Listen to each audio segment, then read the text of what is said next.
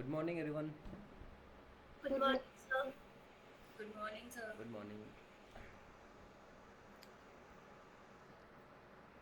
Okay, screen visible है सबको? Yes, sir. Yes, sir. Okay, great, great. Uh, कल कहाँ तक क्या था? ठीक है, सेंटर एज एंगल एंड हाँ, ओके. तो कल हमारा मेन फोकस इस चीज़ पे था कि वी वांटेड टू सी कि मूवमेंट आर्म कैसे इंक्रीज एंड डिक्रीज होता है. सबको ये चीज़ क्लियर हुआ कि हाउ विथ इंक्रीज और Yes. Decrease in the length है ना of the neck of femur हमारा मूवमेंट आर्म ऑफ मसल किस तरह से है ना हमने ये देखा था. आई थिंक शायद कन्फ्यूजन हो रहा था सबको कि मसल की लेंथ इंक्रीज और डिक्रीज होने से उससे नहीं होता है.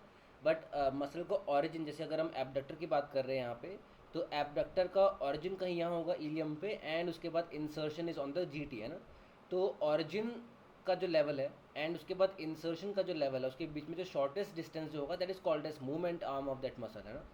एंड उसके बाद वी कैन सी हेयर कि एक तो या तो ये चीज़ है कि या तो लेंथ अगर नेक ऑफ फीमर की कम हो जाती है तो इन डैट केस ये डिस्टेंस जो है शॉर्टेस्ट डिस्टेंस जो है डेट विल डिक्रीज है ना. एंड इन डैट केस अगर मूवमेंट आर्म डिक्रीज होगा तो क्या होना चाहिए.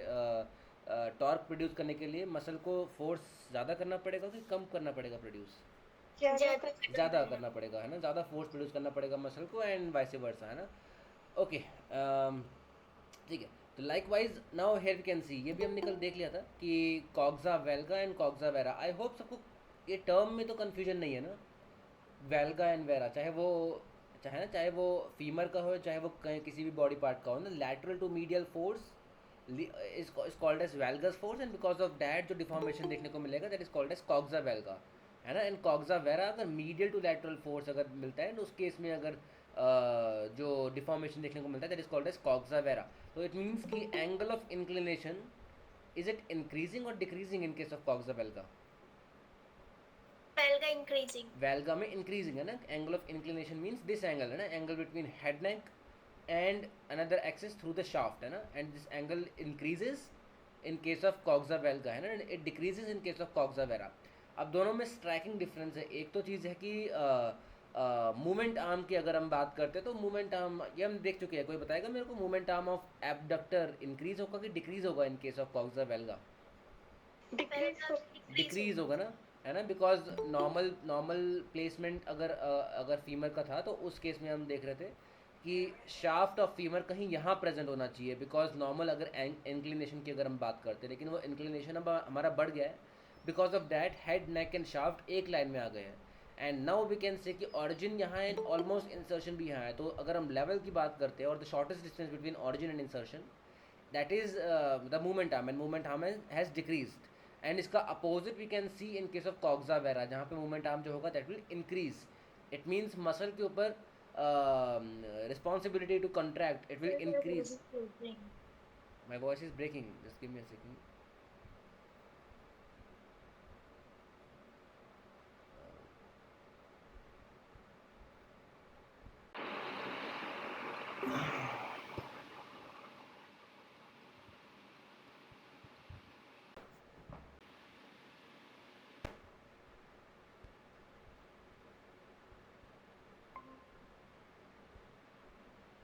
Is it better now. Yes sir. Yes sir. Okay.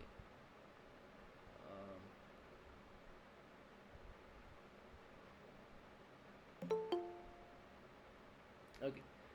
Okay, so we saw that the movement arm, or you can say the responsibility on the muscle to contract more will increase in case of coxa valga and it will decrease in case of coxa vera. यहाँ इसमें I hope किसी को कोई doubt नहीं होना चाहिए. किसी को कोई डाउट है इसमें. Moment No, sir. Arm and ये ओके ठीक है. अब इसके अलावा वी कैन सी ओके. तो यहाँ पे if you talk about two different things एक तो हम बात कर सकते हैं अबाउट अबाउट डिसलोकेशन एंड दूसरा हम बात कर सकते हैं अबाउट फ्रैक्चर. तो व्हाट डू यू थिंक कि अगर अगर हम आर्टिकुलेशन की बात करते हैं between acetabulum and the head of femur तो आर्टिकुलेशन ज़्यादा स्ट्रांगली कहाँ होना चाहिए इन केस ऑफ कॉक्सा वेल्गा और इन केस ऑफ कॉक्सा वेरा. देखो यहाँ पे इसको अगर मैं Vera में. हाँ है ना कॉक्सा वेरा में just give me a second. हाँ. देखो मैं हाँ ओके, ये चीज़ मैं बोल रहा हूँ कि देखो कॉक्सा वेल्गा में अगर देखो नॉर्मल हमारा पोजिशनिंग ये है ना, ये हेड ऑफ फीमर है, ये हमारा एसिटाबुलम है। अब हम देख रहे हैं कॉक्सा वेल्गा के केस में कुछ इस तरह से हो गया, तो it means amount of articulation या अमाउंट ऑफ एरिया जो कॉन्टैक्ट में है वो डिक्रीज हो गया। And in case of coxa vara we can see कि प्रॉपरली मतलब एसिटाबुलम के अंदर एकदम प्रॉपरली फिट हो गया है हमारा हेड ऑफ फीमर। तो इट मीन्स अगर हम स्टेबिलिटी की बात करते हैं, stability should be maximum in case of coxa vara, है ना, stability of the hip joint, and stability of hip joint should decrease in case of coxa valga, जहाँ पे बहुत कम आर्टिकुलेशन होगा between the acetabulum and the head of femur, है ना। ठीक है, एक तो ये चीज़ हो गई। एंड इसके अलावा देखो अगर हम देख रहे हैं कि कॉक्सा वेरा के केस में इतनी ज़्यादा बेंडिंग है हमारी नेक, है ना, हेड नेक एंड शाफ्ट के बीच में इतनी ज़्यादा बेंडिंग है, तो ज़्यादा फ्रैक्चर के चांस नेक ऑफ फीमर के किस में होंगे, कॉक्सा वेरा में ना। कॉक्सा वेरा में देखो है ना बेंडिंग फोर्सेस कितने ज़्यादा है, तो इट मीन्स कि ज़्यादा है ना फ्रैक्चर, नेक ऑफ फीमर के फ्रैक्चर के चांस ज़्यादा। तो इट मीन्स अगर हम फ्रैक्चर की बात करते हैं, नेक ऑफ फीमर फ्रैक्चर, तो दैट उसकी high prevalence we can see in case of coxa vara. And dislocation of hip joint की अगर हम बात करते हैं, दैट उसकी हाई प्रेवलेंस जो होगी that will be in case of coxa valga, because here we will see कि अमाउंट ऑफ आर्टिकुलेशन जो है that will decrease.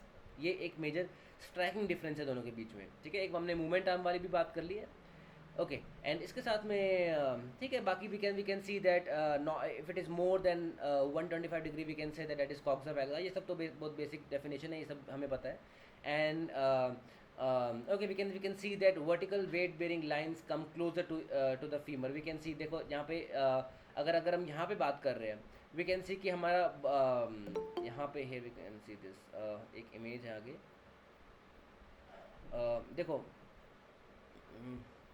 Okay, head arm trunk का वेट कहीं यहाँ पे आ रहा है ना। एंड इसके रिस्पॉन्स में वी विल सी कि जो ग्राउंड रिएक्शन फोर्स है वो हमारा शाफ्ट ऑफ फीमर के थ्रू आता है। मतलब वी कैन से कि अगर हम लाइन ऑफ ग्रेविटी की बात करते हैं, line of gravity of femur की अगर हम बात करते हैं, तो हेयर वी कैन सी वो कुछ मीडियल टू द फीमर पास करेगा। बिकॉज अगर हमें एक स्ट्रक्चर की लाइन ऑफ ग्रेविटी की बात करनी है, लेट्स से ये फीमर जो है, फीमर के पास हेड ऑफ फीमर नहीं होता, एंड उसके बाद हम कह सकते हैं कि डिस्टल लेट्स से मीडियल जो कॉन्डाइल है वो भी अगर हम रिमूव कर देते हैं, इन डैट केस हमारे पास सिर्फ लैटरल कॉन्डाइल है एंड शाफ्ट है। तो उस केस में वी कैन से कि line of gravity of the femur should pass through the shaft of femur. But here we can see हमारा शाफ्ट के साथ में हमारे पास एडिशनल मास है ना, हमारे पास हेड ऑफ फीमर है एंड हमारे पास मीडियल साइड ये है। तो in that case we will say कि जो लाइन ऑफ ग्रेविटी है it must shift a bit medial to the femur, है ना। तो that's why you can say कि लाइन ऑफ ग्रेविटी और you can say head arm trunk का जो वेट है that should be a bit medial on the medial side. लेकिन इसके रिस्पॉन्स में जो ग्राउंड रिएक्शन फोर्स होगा, ground reaction force is because of Newton switch law. कौन सा लॉ होगा न्यूटन का? Newton Third law. Third law है ना, एक्शन रिएक्शन, है ना। हाँ ठीक है, एक्शन रिएक्शन फोर्स है, तो एक एक्शन फोर्स होगा तो इसके रिस्पॉन्स में रिएक्शन फोर्स हमें एक मिलेगा। ठीक है, ओके, तो ग्राउंड रिएक्शन फोर्स इसका opposite, it should pass through the shaft. तो हियर वी कैन सी कि अभी हम यहाँ पे बात कर रहे थे ओके, तो here we can see in case of coxa valga हमारा gravitational force and ground reaction force almost they come in line. But here we can see in case of coxa vara इनके बीच में जो distance है that should decrease maximally in case of coxa vara. मतलब head arm trunk का weight हमारा head of femur के ऊपर आ रहा है एंड शाफ्ट से हमारा ग्राउंड रिएक्शन फोर्स आ रहा है। तो you can say the movement arm for bending forces, मतलब यू कैन से कि देखो इसको मैं ऐसे दिखाता हूँ। ओके, ये हमारा देखो, ये हमारा हेड ऑफ फीमर है, ये हमारा शाफ्ट ऑफ फीमर है। अब मैं कह रहा हूँ कि बॉडी का जो वेट आ रहा है हेड आर्म ट्रंक का वो हमारा हेड ऑफ फीमर पे आ रहा है। ठीक है, एंड उसके बाद ग्राउंड डायरेक्शन फोर्स हमारा शाफ्ट से जाता है।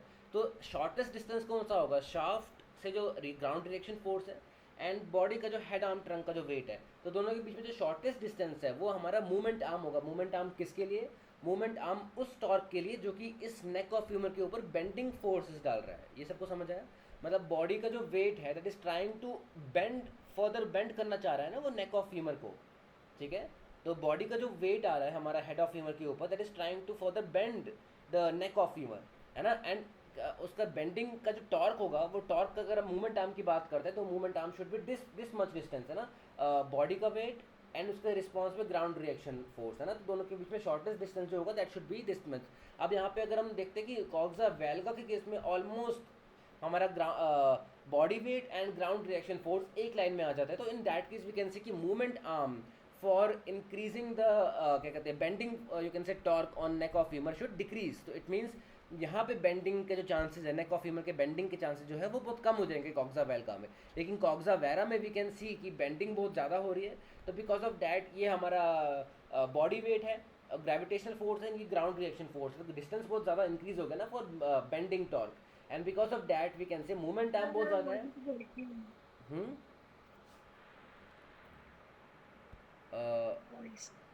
वॉइस क्लियर नहीं, अब बेटर है, अब क्लियर है, नो सर। अभी भी क्लियर नहीं है। ओके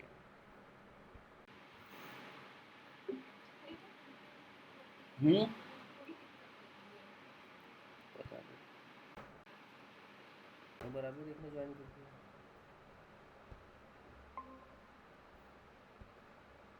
अब better. Yes sir.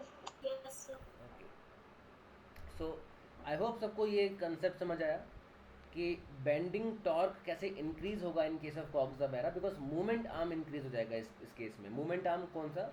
Movement arm मतलब shortest distance between body weight that is being put on the head of femur and ground reaction force जो कि हमारा शाफ्ट से वापस जा रहा है। तो इन दोनों के बीच में जो शॉर्टेस्ट डिस्टेंस जो है, जो कि मूवमेंट आर्म है, that should increase maximally in case of coxa vara, and because of that we can say there is a high amount of bending stress on the neck of femur in case of coxa vara, and because of that we can see fracture of neck of femur more prevalent in case of coxa vara as compared to coxa valga।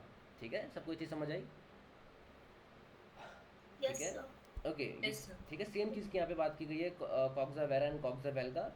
And okay, तो यहाँ पे देखो coxa vara में एक term use किया जाता है that is called as shear force. देखो आपको शेयर फोर्स हमने डिस्कस किया था ना। शेयर फोर्स मीन्स कि एक ही स्ट्रक्चर के ऊपर दो अलग अलग डायरेक्शन में अगर हम फोर्स लगाते हैं that is called as shear force, है ना। ओके, जब तक ये ओपन होगा तब तक हम ओके देखो, है ना, मतलब एक लेट्स से एक बॉक्स है, एक बॉक्स के ऊपर एक साइड से हम मतलब लेट्स से ऊपर की तरफ फोर्स लगा रहे हैं एंड दूसरे साइड से हम नीचे की तरफ फोर्स लगा रहे हैं। तो इन दैट केस उस बॉक्स के ऊपर जो फोर्सेस आ रहे हैं उसकी वजह से उसके मतलब उसके ऊपर शेयर फोर्स हम कह सकते हैं, उस स्ट्रक्चर के ऊपर शेयर फोर्स जो है वो इंक्रीज हो रहा है ना। And because of that structures जो है वो डिफॉर्म होने के चांसेस काफ़ी ज़्यादा हो जाते हैं ना। जैसे लेट्स से अगर मैं इसका एग्जांपल लेता हूँ, मैं बोल रहा हूँ कि दो पैरेलल फोर्सेस हैं, दोनों एक दूसरे के अपोजिट है। एक हमारा यहाँ से नीचे की तरफ जा रहा है एंड यहाँ से एक ऊपर की तरफ जा रहा है। तो उस केस में ये चीज़ टूटेगी ना, मतलब ये चीज़ डिफॉर्म हो जाएगी। तो वो चीज़ हम बोल सकते हैं वो शेयर फोर्स होता है। ठीक है, that is called as shear force. Okay, जब तक ये ओपन होगा तब तक हम आगे ही बढ़ जाएंगे वैसे। ओके, तो इट मीन्स कि शेयर फोर्स जो है, shear force is more in case of coxa vara, है ना। शेयर फोर्स ज़्यादा है in case of coxa vara. कैसे? Ground reaction force downwards on the head of femur and ground reaction force upwards through the shaft of femur and weight of head arm trunk downwards on the head of femur ना। Shaft of femur के through हमारा upward force आ रहा है, ground reaction force, and body का जो force है that is head arm trunk का जो फोर्स है दैट इज डाउनवर्ड्स। तो इट मीन्स एक स्ट्रक्चर के ऊपर दो साइड से अपोजिट फोर्सेज आ रहे हैं जो कि पैरेलल है एक दूसरे के लेकिन अपोजिट है। तो in that case we can say that is called as shear force, है ना। एंड बिकॉज ऑफ दैट इस स्ट्रक्चर के डिफॉर्म होने के चांसेस काफ़ी ज़्यादा हो जाएंगे उस केस में। ठीक है, आई होप सबको ये चीज़ समझ आ रही है। ठीक Yes, है, sir. ये स्ट्रक्चर है सिंपल, आई थिंक सबको समझ आ गया है ना। ये हमारा यहाँ पे अगर हम एक फोर्स लगा रहे हैं, इस साइड पे हम दूसरा फोर्स लगा रहे हैं, बिकॉज ऑफ डैट ये स्ट्रक्चर जो है थोड़ा सा डिफॉर्म होता हुआ हमें दिखेगा, यहाँ से ना टूटता हुआ दिखेगा सिंपली। तो जहाँ पे भी शेयर फोर्स अगर नाम लिया जाता है, यू मस्ट रिमेंबर कि हमेशा वहाँ पे वो स्ट्रक्चर जो है वो उसका डिफॉर्मेशन पक्का हो रहा होगा। अगर शेयर फोर्स लग रहा है उस स्ट्रक्चर के ऊपर, शेयर फोर्स हम टर्म ही तभी यूज़ करना चाह रहे हैं कि वहाँ पे हम डिफॉर्मेशन की बात कर रहे हैं। ठीक है, ओके, तो शेयर फोर्स अगर आपसे पूछा जाता है तो वहाँ पे डायरेक्टली आपके माइंड में कॉक्सा वेरा आना चाहिए, not coxa valga. Okay, now comes condition that is called as slipped capital femoral epiphysis। नाम से क्या समझ आ रहा है हमें? There is a slippage of capital, it means head of femur, है ना, एट द एपिफिजियल रीजन। ठीक है, एट एपिफिजियल रीजन। एपिफाइसिस कोई बताएगा एपिफाइसिस क्या होता है? हमने एक बार बात करी है ना इसकी, epiphysis, metaphysis and diaphysis. So end हाँ। of the bone होता है. now bone. हाँ, articulating part of a bone जो होता है that is called as epiphysis. उसके बाद में neck region you can say that is called as metaphysis, जहाँ पे Metaphysis. हाँ डेंसली वेस्कुलेटेड होता है, वेस्कुलेचर प्रेजेंट होता है। And then we say that the shaft जो है that is called as diaphysis, है ना, जहाँ पे बोन मैरो जिसमें प्रेजेंट होता है। ओके, तो अब यहाँ पे what we see we have got, यहाँ पे एपिफाइसिस टर्म इसलिए यूज़ किया गया बिकॉज हमें पता है कि we have got epiphyseal plate, है ना, एपिफिजियल ग्रोथ प्लेट हमारे पास प्रेजेंट होती है। ये हमारा ये this is you can say the femur ना, तो यहाँ पे वी से दैट ये हमारा हेड ऑफ फीमर है, तो यू कैन से एपिफिजियल रीजन, ये हमारा मेटाफिजियल रीजन है, ये डायाफिजियल रीजन है। एंड वी सी कि मोस्ट कॉमनली इस पर्टिकुलर रीजन पे हम देखते हैं हमारे पास एक कार्टिलेजिनस प्लेट प्रेजेंट होता है that is called as epiphyseal growth plate, जो कि हमें एडोलेसेंस में देखने को मिलेगा, जो कि क्या करता होगा, जो कि ऑसिफिकेशन में हेल्प करता होगा ना।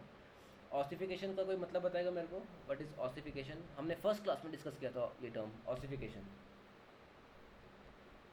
Replacement of cartilage by bone. हाँ, ossification as a whole means conversion of an immature bone into an adult bone, that is called as ossification। and we see in case of adolescents या फिर in case of children we can see कि हमारे पास cartilaginous plate present होती है, जो कि हमारी length of bone को इंक्रीज करने में हेल्प करती है। एंड इवेंचुअली जब हमारी बोन जो है वो कम्प्लीटली ऑसिफाई हो गई, मैक्सिमम जो ग्रोथ है वो अटेन हो गया, आफ्टर दैट वी सी कि जो कार्टिलेजिनस प्लेट जो होता है that gets replaced by mature bone cells ना। एंड उसके बाद हम देखते हैं हमें फ्यूज्ड एपिफिजियल लाइन हमें देखने को मिलती है, बट कार्टिलेजिनस प्लेट नहीं होता इन केस ऑफ एडल्ट्स, बिकॉज अब हमारी बोन कम्प्लीटली ऑसिफाई हो चुकी है, अब हमें इस कार्टिलेजिनस प्लेट की ज़रूरत नहीं है।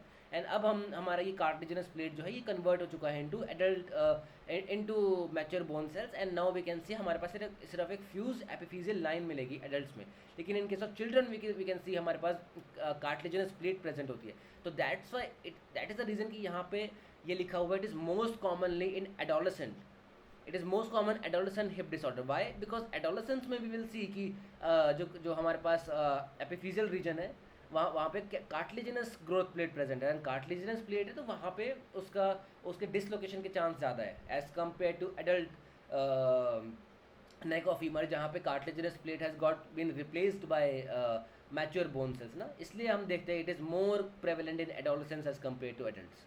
सबको ये चीज़ समझ आई?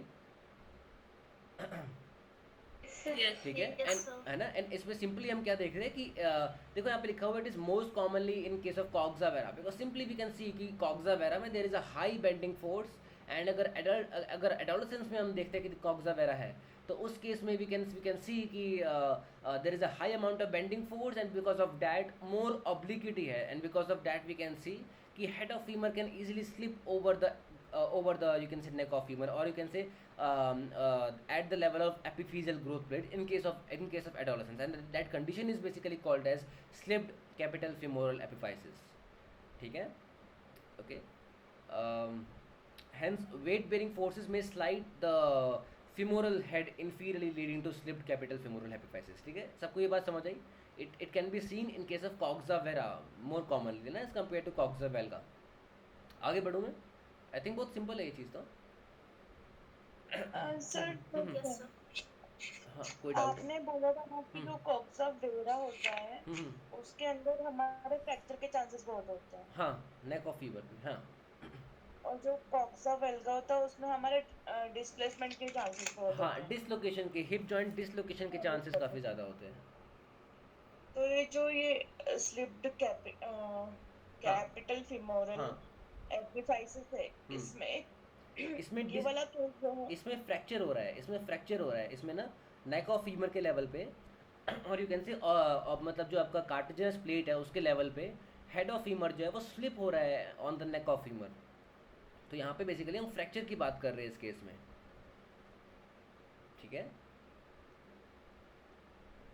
आई थिंक यही डाउट था आपका, कुछ और क्वेश्चन था? या सर ओके, ठीक है, ओके। तो यहाँ पे हम फ्रैक्चर की बात करना चाह रहे हैं, that's why coxa vara. Okay, now coming up to next important topic. देखो यहाँ पे अगेन एंगल ऑफ टॉर्जन, आपको याद हो हमने ह्यूमरस में पढ़ा था, इसको एक बार हम ह्यूमरस वाला भी यहाँ पे रिवाइज कर लेंगे। हमने ह्यूमरस में क्या देखा था कि अगर हम बर्ड्स आई व्यू से देखते हैं सुपीरियर व्यू से अगर हम ह्यूमरस को देखते हैं, तो हेड ऑफ ह्यूमरस जो है उसकी प्लेसमेंट डिस्टल कॉन्डाइल की रिस्पेक्ट में थोड़ा सा एंटीरियरली होता है कि थोड़ा सा पॉजिटिवली होता है, किसी को याद है? posteriorly थोड़ा सा पॉजिटिवली होता है, एग्जैक्टली, है ना। मतलब अगर हम सुपीरियर व्यू से देख रहे हैं, ये हम अभी अभी ह्यूमरस को देख रहे हैं, तो ह्यूमरस डिस्टल कॉन्डाइल या फिर हम कह सकते हैं कि इस एक्सिस मतलब फ्रंटल एक्सिस के रिस्पेक्ट में हेड ऑफ ह्यूमरस जो है थोड़ा सा पीछे की तरफ प्लेस्ड होता है। तो इट मीन्स ह्यूमरस में अगर एंगल ऑफ टॉर्जन हम इंक्रीज करते हैं तो उस केस में रेट्रोवर्जन इंक्रीज होता है। लेकिन फीमर में हम देखते हैं कि फीमर में हेड ऑफ फीमर का प्लेसमेंट थोड़ा सा एंटीरियर होता है with respect to distal condyles. सबको ये बात समझ आ रही है? एंटीरियर होता है, पोस्टीरियर होता है, मतलब हेड अगर मैं देखता हूँ तो डिस्टल कॉन्डाइल के रिस्पेक्ट में मुझे पीछे की तरफ देखने को मिलेगा थोड़ा सा हेड, है ना, in case of humerus. And femur में मुझे हेड ऑफ ह्यूमरस जो है थोड़ा सा आगे की तरफ देखने को मिलेगा as compare to distal condyles. तो इस केस में अगर मैं बोलता हूँ कि एंगल ऑफ टॉर्जन अगर इंक्रीज करता है इन केस ऑफ फीमर, तो उस केस में एंटी वर्जन इंक्रीज करना चाहिए ना। इसमें किसी को डाउट? No sir. ठीक है।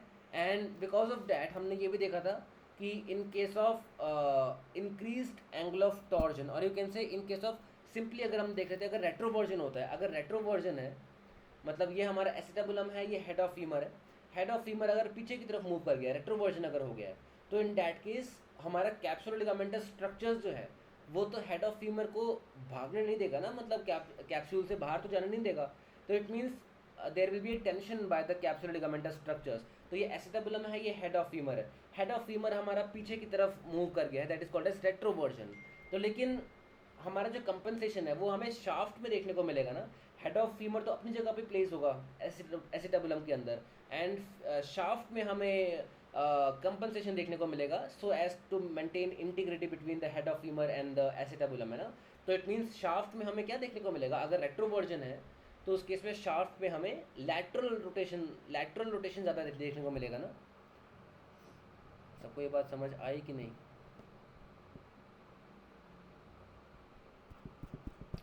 रिस्पॉन्स नहीं आ रहा, अगर नहीं समझ आया तो लेट मी नो। ये हमने ह्यूमरस में भी इसकी बात करी थी।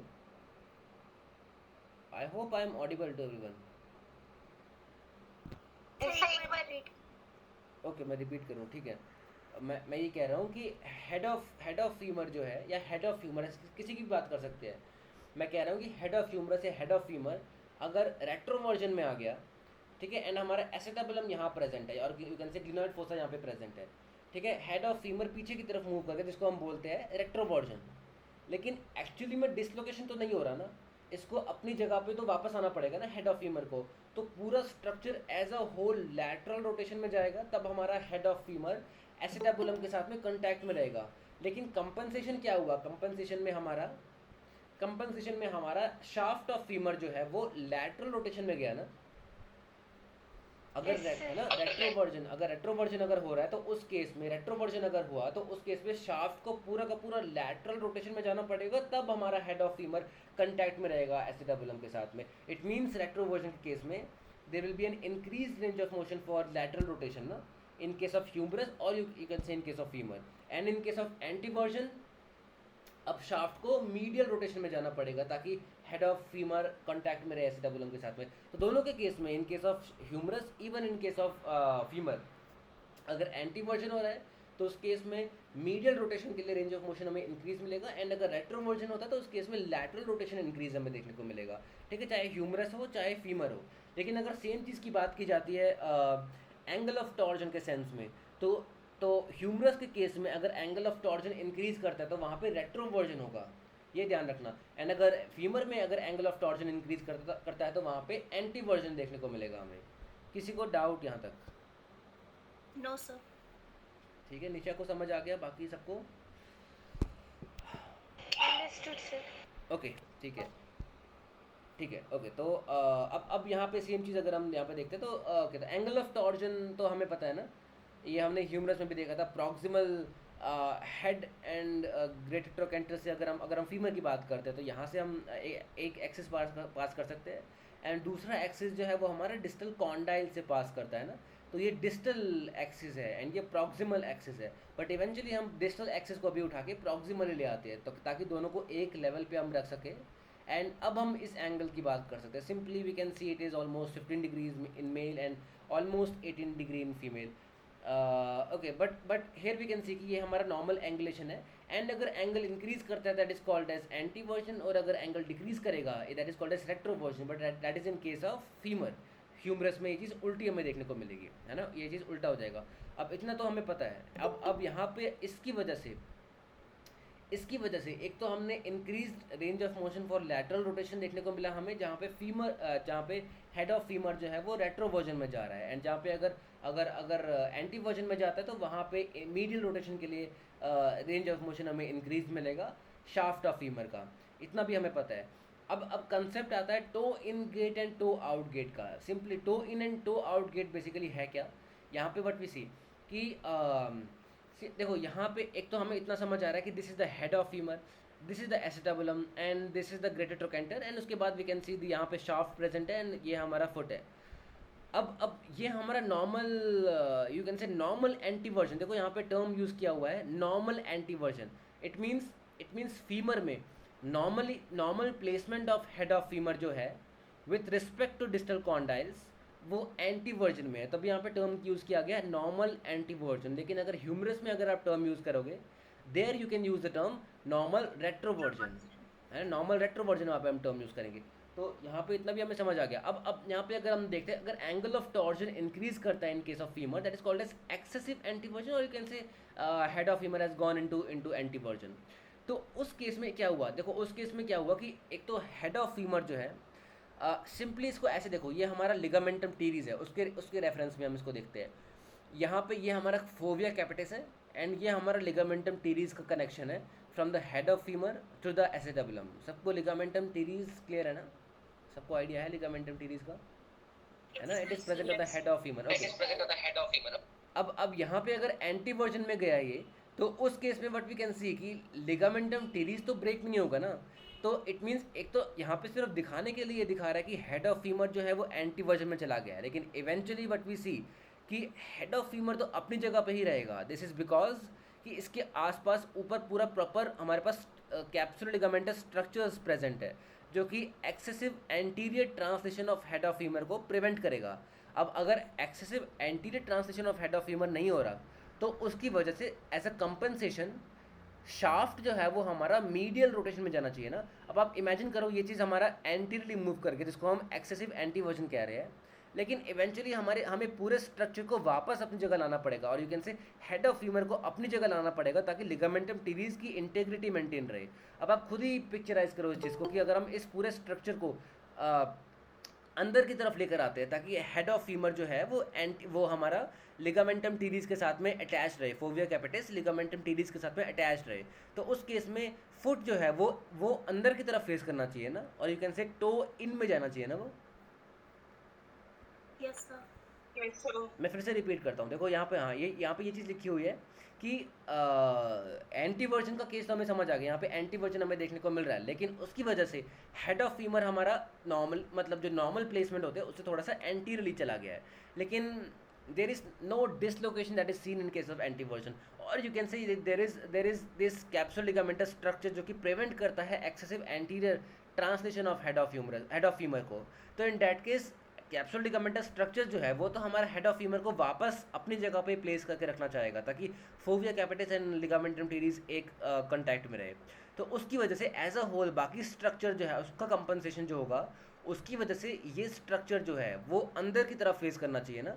इसको अगर हम उठा के पीछे की तरफ लेकर आते हैं तो ये फुट जो है वो अंदर की तरफ फेस करेगा। इसका मतलब in case of anteversion we can see there is toe in gait. Toe in gait हमें देखने को मिलेगा in case of anteversion of femur, और you can say in case of increased angle of torsion of femur हमें toe in gait, this results in toe in gait. सबको ये चीज़ समझ आई कि नहीं?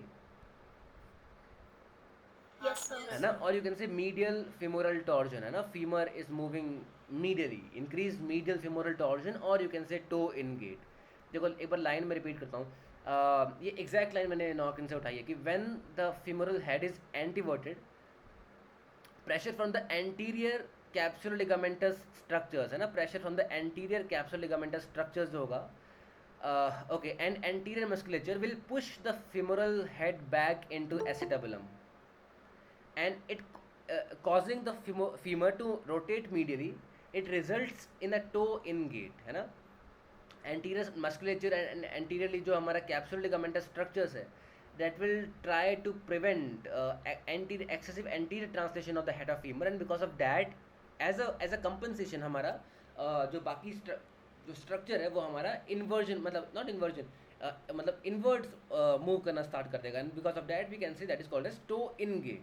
एंड इसका अपोजिट रेट्रोवर्जन में हमें क्या देखने को मिलेगा, टो आउट गेट, है ना, पीछे की तरफ मूव कर गया है, and again we want to keep it in its normal placement, and because of that हमारा जो फुट है वो टो आउट की तरफ फेस करेगा, that is called as toe out gait. And उस केस में रेट्रोवर्जन में हमारे posterior capsule ligamentous structures and posterior musculature will try to prevent excessive posterior translation of the head of femur, and that will lead to a compensation on the foot, and that is called as toe out gait in case of retroversion of femur, or you can say in case of decreased angle of torsion of femur. सबको ये concept समझ आया कि नहीं? Yes, sir. ठीक है, तो इसको याद करने की ज़रूरत नहीं है कि रेट्रोवर्जन में क्या हो रहा है या एंटी वर्जन में टू इन गेट, इसको याद मत करना. इसको सिंपली उस टाइम पे आप पिक्चराइज कर लेना कि उस टाइम पे क्या हो रहा है, and simply we can figure out कि उससे हमें क्या देखने को मिलेगा किस केस में. ठीक है, okay. Now coming up to joint capsule. ठीक है, ये हमने देखा हुआ है. यहाँ पे एक स्ट्रक्चर इम्पॉर्टेंट है. हाँ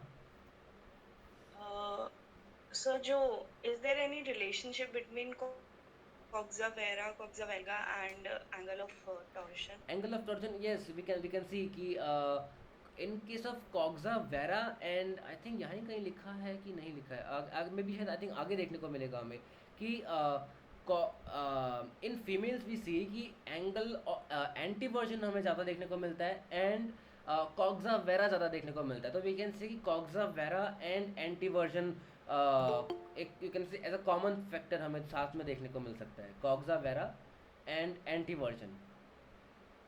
ठीक है, आई थिंक ये पॉइंट कहीं आएगा आगे जाके, कहीं ना कहीं आएगा ये पॉइंट. ओके, ठीक है.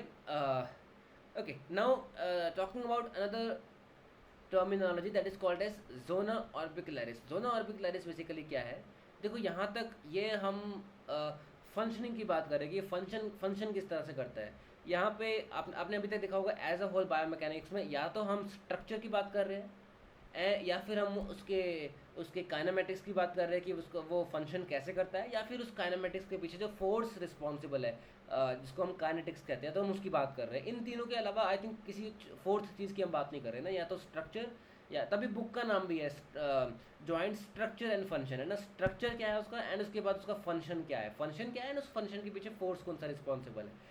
ठीक है, तो जोना ऑर्बिकुलरिस क्या है, सिंपली वी कैन सी कि ओके, कोई मेरे को पहले बताएगा कि ये हम कौन से मतलब साइड से देख रहे हैं, is this the posterior side और द एंटीरियर साइड, ये कौन सा व्यू है? Posterior view. किस तरह से आप बोल रहे हो पोस्टीरियर व्यू है?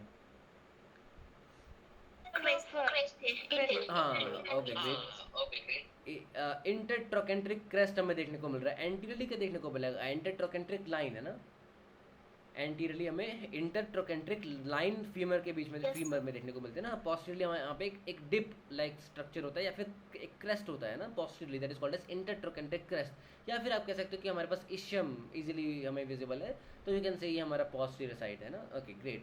तो अब व्हाट वी सी हियर कि ये हमारा हेड ऑफ फीमर है. हेड ऑफ फीमर के ऊपर हम यहाँ पे देखते हैं कि हमारे पास जॉइंट कैप्सूल प्रेजेंट है, that is called as joint capsule. But you can simply see यहाँ पे कि जॉइंट कैप्सूल को किस तरह से यू कैन सी कि एक मे बी एक थ्रेड या फिर एक रबर बैंड से इसको टाई कर दिया है. हेड ऑफ फीमर के ऊपर जॉइंट कैप्सूल को सिंपली एक स्ट्रक्चर है जिसने टाई करके रखा हुआ है, and that structure simply is called as zona orbicularis. ठीक है, ये टर्म ध्यान रखना. Capsule is attached proximally to the entire periphery of the acetabulum and attached to the femoral head as a tight ring just below the femoral head, and that structure, the tight ring is called as zona orbicularis. ठीक है, आगे बढ़ो. Simple ये तो structure है. And इसके अलावा हमारे पास 3 लिगामेंट्स है. अगर हम हिप जॉइंट की बात करते हैं, तीनों बोन से मतलब हमारी इनॉमिनेट बोन जो है, each ligament coming from each innominate bone, मतलब अप टू फीमर, तो iliofemoral, pubofemoral and ischiofemoral. ठीक है, iliofemoral, pubofemoral and ischiofemoral. अब जो इनॉमिनेट बोन्स है, तीनों इनॉमिनेट बोन्स में से सबसे बड़ी बोन कौन सी होती है? लार्जेस्ट इनॉमिनेट बोन कौन सी है? इलियम है ना? हाँ। Ilium. ओके, तो अब इलियम है तो इट मीन्स कि इलियम से लेके फीमर तक जो लिगामेंट होगा वो सबसे स्ट्रॉन्गेस्ट होना चाहिए. दैट्स वाई वी से इलियोफीमोरल लिगामेंट जो होता है, it is we can say one of the most strongest ligament as a whole body में भी आप देख सकते हो, या फिर यू कैन से इवन इनके कंपैरिजन में भी अगर हम देखते हैं तो this is one of the most strongest ligament.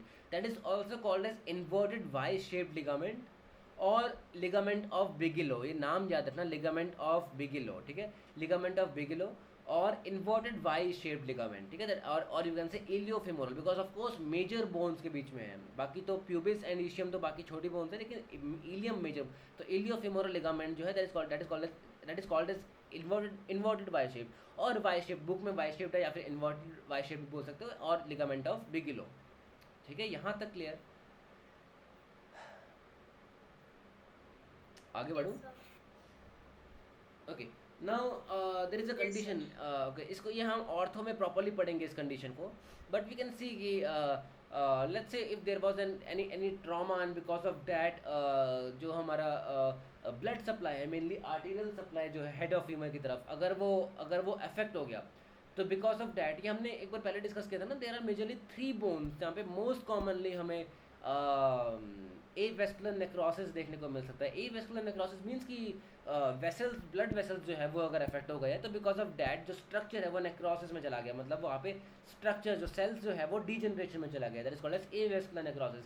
अब कौन कौन सा था? अगर if the fracture is through the head of femur और थ्रू द कौन सा नेक ऑफ टेलस और वेस्ट ऑफ स्कैफॉइड, है ना? Scaphoid. हाँ, waist of scaphoid, neck of talus and head of femur. तो इन तीनों जगह पे अगर होता है तो वीसी की आर्टेरियल सप्लाई काफ़ी रिचली प्रेजेंट होता है यहाँ पे. एंड अगर यहाँ पे अगर हमें कोई इंजरी देखने को मिलती है तो because of that we can say कि it can easily go into avascular necrosis. तो लाइकवाइज अगर हम यहाँ पे बात करते हैं हेड ऑफ फीमर की, तो because of any condition let's say So हाँ, arterial supply richly or poorly? Arterial supply richly present होता है ना, जहाँ पे रिचली प्रेजेंट होगा वहाँ पे अगर इंजरी होगी तो because of that arterial supply affect हो जाएगी, and because of that we will see कि हमारा वो स्ट्रक्चर जो है वो अफेक्ट हो जाएगा ना. ठीक है, Okay, sir. ठीक है, मतलब जहाँ पे हम देखते हैं कि देखो, जैसे यहाँ पे भी अगर हम देखते हैं, यहाँ पे हमारे पास कौन सी फिमोरल आर्टरीज, कुछ पर्टिकुलर नाम होता है, मैं नाम भूल रहा हूँ. एक तो हमारे पास न्यूट्रिएंट आर्टरी होती है जो कि शाफ्ट से एंटर करती है. इसके अलावा हमारे पास मेरे को नाम याद नहीं आ रहा है, एक And आर्टरी होती lateral है. circumflex. हाँ, lateral and medial circumflex femoral artery जो होती है, हाँ, जो कि हमारी एक हेड रीजन को मेजरली सप्लाई करती है, एक नेक रीजन को मेजरली सप्लाई करती है. इसके अलावा एक और होती है आर्टरी जो कि हमारी स्पेसिफिकली हेड में एंटर कर रही होती है, directly from acetabulum into head of femur enter करती है. अब मैं एक बार नाम देख के ग्रुप पे सेंड कर दूंगा, मेरे को ध्यान में नहीं आ रहा अभी, बट वी सी की मतलब there are lot of arteries जो कि इस रीजन में प्रेजेंट है. तो अगर वो आर्टरी अगर अफेक्ट हो जाएगी बिकॉज ऑफ दैट स्ट्रक्चर जो है that will go into avascular necrosis. And that is the reason कि जब हम fracture of neck of femur की बात करते हैं, चाहे वो गार्डन्स क्लासिफिकेशन हो, चाहे वो एनाटॉमिकल क्लासिफिकेशन हो, तो किसी भी क्लासिफिकेशन में हम देखते हैं कि अगर फ्रैक्चर लाइन जितना हेड ऑफ फीमर के पास में है उतना उस स्ट्रक्चर का प्रोग्नोसिस जो होता है वो उतना वर्स होता है, और यू कैन से उसके रिकवरी के चांसेस उतने ज़्यादा वर्स होते हैं, बिकॉज जितना हेड के पास में फ्रैक्चर है उतना वो स्ट्रक्चर हम कह सकते हैं कि वहाँ पे आर्टेरियल सप्लाई उतना ज़्यादा अफेक्ट हो रहा है. And because of that we can say कि जो स्ट्रक्चर है वो मतलब उसके हील होने के चांस काफ़ी कम हो जाते हैं, या फिर प्रोग्नोसिस काफ़ी वीक हो जाता है, ये काफ़ी स्लो हो जाता है. तो here we can talk about इसको सिंपली पर्थिस डिजीज भी कह सकते हो या फिर लेग काल्व पर्थिस डिजीज भी कह सकते हैं. बेसिकली हम क्या देखते हैं कि there is simply again there is affection of the arterial supply to the head of femur, and because of that we will see it will go into a vascular necrosis, or you can say there will be a collapse of the head of femur, and that is basically called as avascular necrosis. And you can say this is a condition where a person needs to go for operative method, and यहाँ पे basically the person can go for हमारे पास दो तरह की arthroplasty होती है ना, hemi arthroplasty and complete arthroplasty. Arthroplasty को बताएगा आर्थ्रोप्लास्टी क्या होता है? आर्थ्रोप्लास्टी क्या होता है? Joint replacement. joint replacement. हाँ, मतलब आर्टिकुलेटिंग सरफेस अगर एक बोन का होता है, हम उसको कट एंड रिमूव करते हैं, उसकी जगह पे प्रोस्थेसिस लगा देते हैं ना। प्रोस्थेसिस का मतलब होता है नकली, मतलब कोई चीज़ अगर आर्टिफिशियल अगर कोई होती है उसको हम प्रोस्थेसिस कहते हैं। तो अगर वहाँ पे जैसे ऑस्टिन मूरे प्रोस्थेसिस हम यूज़ कर सकते हैं अगर हम हेड ऑफ फीमर को अगर हम रिमूव करते हैं, है ना।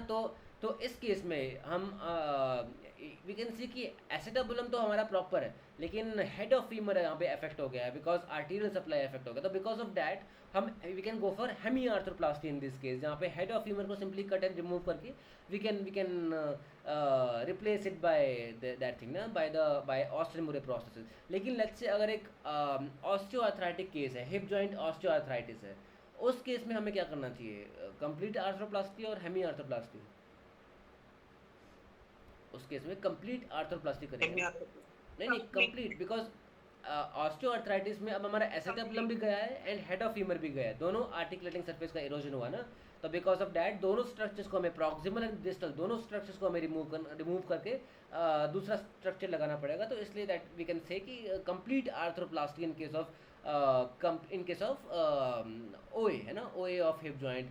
और you can say in case of old individuals जहाँ पे बोन इतना स्ट्रांग नहीं है, तो in that case we can go, क्योंकि ओल्ड इंडिविजुअल्स में why we would prefer to go for complete arthroplasty is because जो प्रोस्थेसिस हम यूज़ करते हैं, प्रोस्थेसिस की लाइफ स्पैन जो होती है, किसी को आइडिया है? जो जैसे ऑस्टिन मूरे प्रोस्थेसिस है या फिर नॉर्मल अगर हम ऑस्टियोआर्थराइटिस में अगर हम अब जो हम मतलब और प्रोस्थेसिस यूज़ करते हैं, उसकी लाइफ स्पैन जो होती है that is almost you can से 10 ईयर्स से लेके 12 ईयर्स तक, मैक्सिमम चल गया तो 15 ईयर्स चल जाएगा, उससे ज़्यादा नहीं चलता।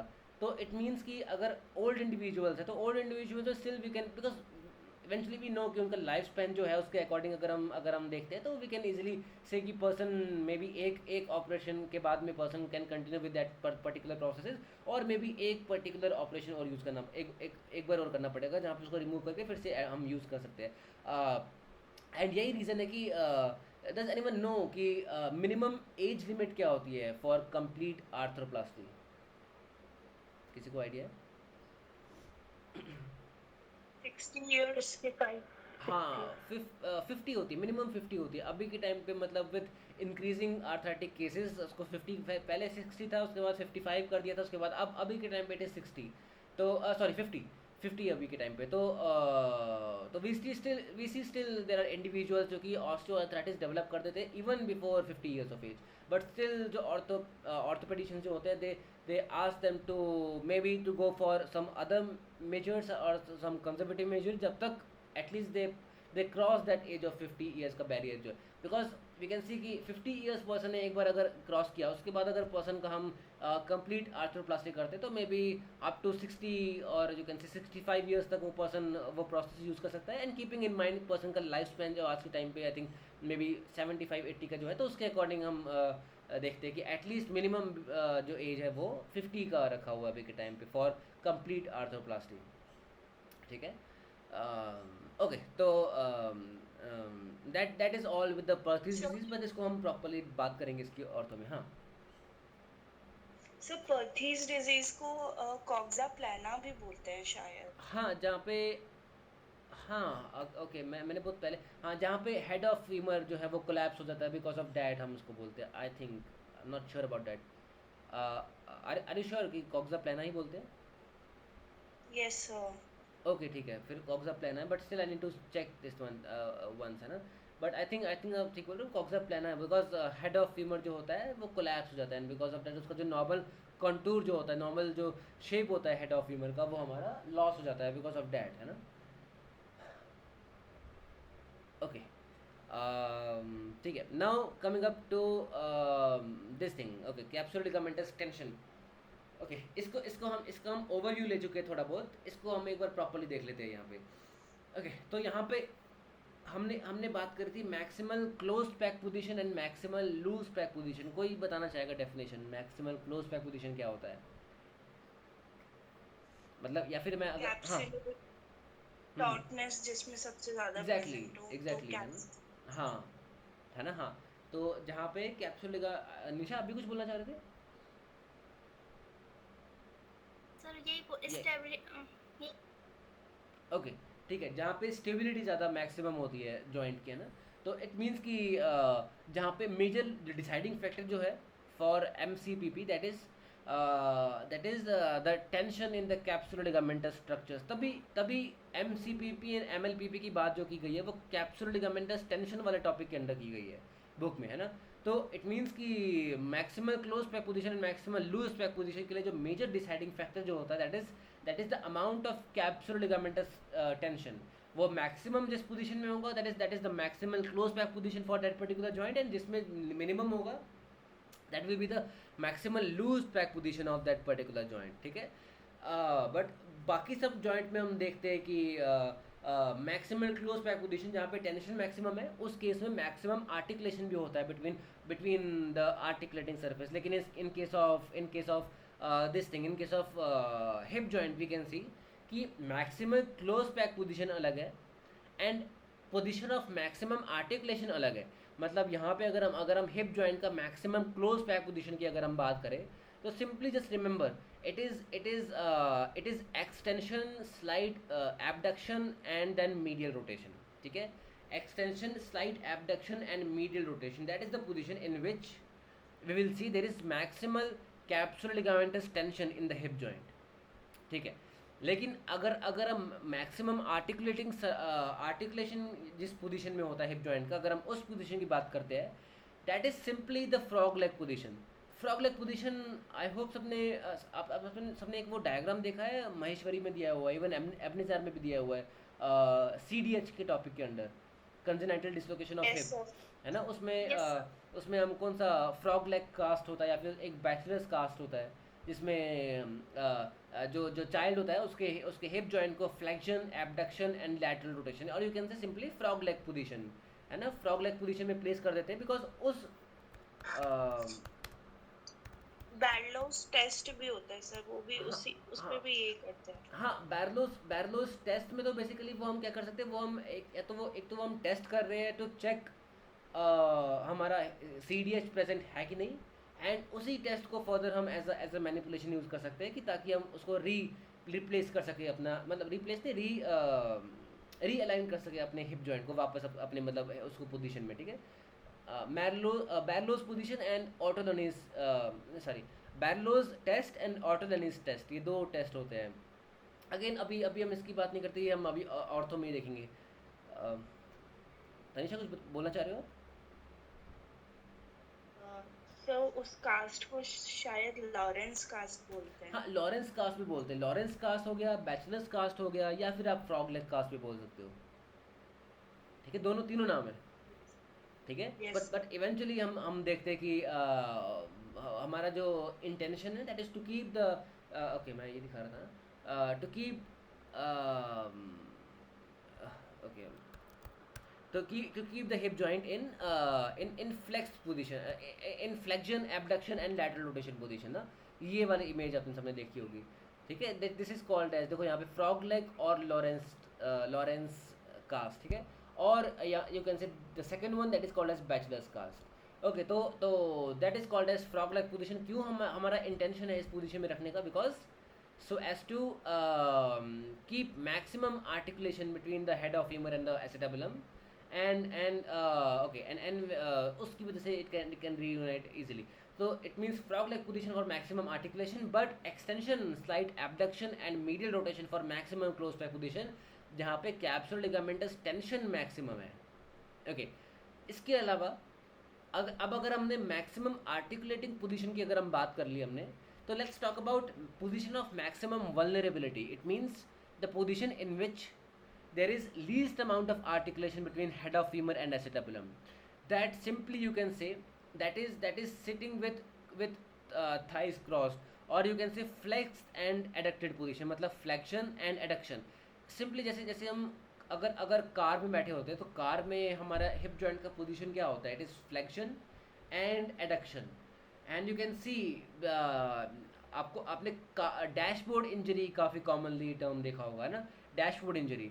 तो डैशबोर्ड इंजरी में क्या हो रहा है, हमारा जो हिप जॉइंट का पोजीशन है that is flexion and adduction, and let's say अगर सडन ब्रेक लगता है कार में, बिकॉज ऑफ डैट हमारा नी जो है वो कार के डैशबोर्ड से अगर स्ट्राइक करता है तो there is a force that is that is passed all the way from distal femur up to proximal femur, and head of femur हमारा posteriorly move कर जाता है excessively, and that is called as that leads to posterior dislocation of hip joint, है ना. And तो it means कि flexion and adduction, flex and adducted position, जैसे हम कार में बैठे होते हैं या फिर एक चेयर पे हम बैठे होते हैं, और यू कैन से सिटिंग विथ थाइस क्रॉस्ड, मतलब कि अगेन हम अगर हम सीट मतलब कार में बैठे हैं एंड हमारा जो थाई है दैट इज क्रॉस, मतलब इवन फर्दर और एडक्टेड पोजीशन में है, तो that can be the position of maximum vulnerability, जहाँ पे हमारा डिसलोकेशन के चांसेस मैक्सिमम है. एंड फ्रॉग लेग पोजीशन, जहाँ पे हमारा स्टेबिलिटी और किनसे आर्टिकुलेशन मैक्सिमम है दोनों आर्टिकुलेटिंग सर्फेसिस के बीच में, head of femur and acetabulum के बीच में. ये दो पॉइंट्स आपको समझ आए कि नहीं? Position of maximum vulnerability and position of maximum articulation hip joint का, ये दो पॉइंट्स आपको क्लियर है, ये और ये, ठीक है. बट हम इन दोनों में से किसी पोजीशन नहीं, ओके, बट हम अभी के टाइम पे इनको मैक्सिमम क्लोज पे पोजीशन या मैक्सिमम लूज पे पोजीशन नहीं बोल रहे हैं, ठीक है. लेकिन हम मैक्सिमम क्लोज पे पोजीशन किसको बोल रहे हैं? That is extension, slight abduction and medial rotation. क्यों? बिकॉज इस पोजीशन में हमारा मैक्सिमम कैप्सुलर लिगामेंटस टेंशन है, इवन दो इस पोजीशन में हमारा मैक्सिमम आर्टिकुलेशन नहीं है, लेकिन हमें उससे फ़र्क नहीं पड़ता. हम जब MCPP की बात कर रहे हैं उसके केस में हमें कैप्सुलर लिगामेंटस टेंशन की बात करनी है, that's why.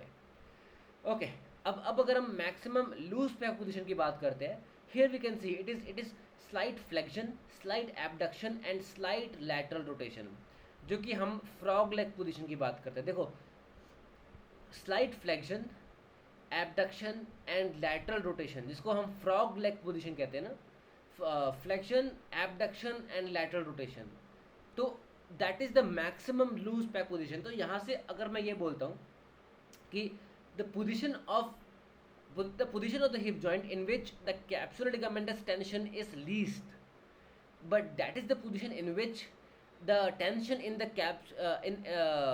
the articulation of the articulating surfaces is maximum. जिस पोजीशन में हमारा आर्टिकुलेशन मैक्सिमम है, लेकिन उसी पोजीशन में हमारा कैप्सुलर लिगामेंटस टेंशन जो है वो मिनिमम है, ठीक है. मतलब आपको सिंपली 3 पोजीशन ध्यान में रखने हैं. एक प्लेसमेंट हमारा हिप जॉइंट का वो है जहाँ पे, जिसको हम मैक्सिमम लूज पे पोजीशन कह रहे हैं, या फिर हम कह सकते हैं कि वो पोजीशन जहाँ पे हमारा हिप जॉइंट के अंदर कैप्सुलर लिगामेंटस टेंशन मिनिमम है, लेकिन आर्टिकुलेशन मैक्सिमम है between head of femur and acetabulum. That is the frog leg position. Frog leg position हमारा MLPP है हिप जॉइंट का, एंड बट हमारा पोजीशन ऑफ मैक्सिमम आर्टिकुलेशन भी है. उसके अलावा पोजीशन ऑफ मैक्सिमम वल्नरेबिलिटी हमारा एडक्शन एंड फ्लेक्शन वाला पोजीशन, जो कि हम चेयर पे बैठे होते हैं वो वाला पोजीशन है. But maximum close pack position वाला जो पोजीशन है वो हमारा extension, slight abduction and medial rotation. सिर्फ आप 3 पोजीशन से याद रखना. फ्रॉग लेग पोजीशन जहाँ पे आपका मैक्सिमम आर्टिकुलेशन है but least amount of capsular ligamentous tension है. इसके अलावा मैक्सिमम क्लोज पैक पोजीशन जो कि extension, abduction and medial rotation है. एंड इसके अलावा डैशबोर्ड इंजरी के लिए जहाँ पे हमारा पोजीशन ऑफ मैक्सिमम वल्नरेबिलिटी होता है. सबको ये चीज़ क्लियर हुई कि नहीं? 3 पोजीशंस, ये एंड ये 3 पोजीशंस की हमने बात करी यहाँ पे. क्लियर हुआ सबको? अरे फ्रॉग लेग पोजीशन हाँ, लिगामेंट पैटर्न्स के लिए भी आता है ना सर, ये सेम पोजीशन क्या होता है? Capsular pattern sir. Capsular pattern, हाँ, कैप्सुलर ये चाहिए ना सर, वो आल्सो भी फ्लेक्शन, अबडक्शन, लैटरल रोटेशन है सर. हाँ, कैप्सुलर पैटर्न में अगर आप देखोगे वहाँ पे एक पर्टिकुलर पैटर्न में आप मतलब वहाँ पे बात की गई होगी. I don't remember the capsular pattern of femur right now, but I think it is external rotation, ऐसा कुछ है, एबडक्शन, इंटरनल, ऐसे कुछ. जैसे ह्यूमरस में हम देखते हैं, ह्यूमरस में it is external rotation, then it is abduction, then it is medial rotation. ऐसे ही फीमर का भी मतलब हिप जॉइंट का भी, ओके, ऐसे हिप जॉइंट का भी एक पर्टिकुलर पैटर्न रहता है, तो that is the capsular pattern. But that is something different. वो तो हमारा वो चीज़ है जिस पैटर्न में हम decrease in range of motion अगर हमें देखने को मिलेगा, that will be the pattern that will be followed. अगर कैप्सूल मतलब हिप जॉइंट कैप्सूल में अगर कोई डिफॉर्मिटी या फिर कोई टाइटनेस अगर है तो, ठीक है. ओके, आगे बढ़ूँ मैं? यहाँ तक क्लियर? यहाँ तक कोई डाउट? No, sir. ओके, ठीक है, अब ओके, देखो यहाँ पे अब now let's talk about the trabecular system and इसकी हमने बात कर ली पीछे भी कि ये हमारा नॉर्मल फीमर है ना, नॉर्मल हमारा एंगल ऑफ इंक्लिनेशन है हमारे पास। तो in that case of course head arm trunk का जो वेट है that is being put on the head of femur, but the ground direction force it passes back upwards through the shaft of femur, and here we can see that the distance, the shortest distance between these two structures, that is called as the movement arm। ये movement arm किस चीज़ का movement arm है?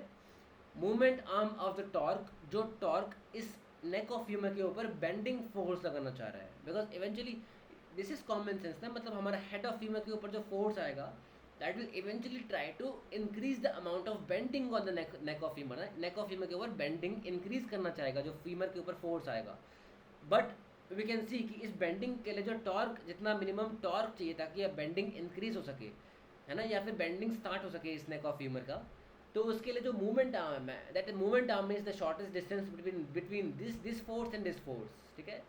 and I think simply इसको हम इस तरह से देख सकते हैं ना कि जैसे ये स्ट्रक्चर है, इसके ऊपर एक फोर्स मैं नीचे की तरफ लगा रहा हूँ, एक फोर्स मैं ऊपर की तरफ लगा रहा हूँ, तो डोंट यू थिंक ये टूटेगा? मतलब ये चीज़ इस चीज़ के ऊपर डिफॉर्मिटी इंक्रीज होगी ना, ठीक है। एंड वो चीज़ की हम बात करते हैं that is called as you can say that will lead to bending, और you can say that the movement arm for the bending torque, ठीक है। Okay, and because of that I think this is again I think simple that we will see because of bending, increase the amount of bending forces, there will be a tensile force on the superior part, upper part of the neck of femur, and there will be a compressive force on the lower part of the neck of femur।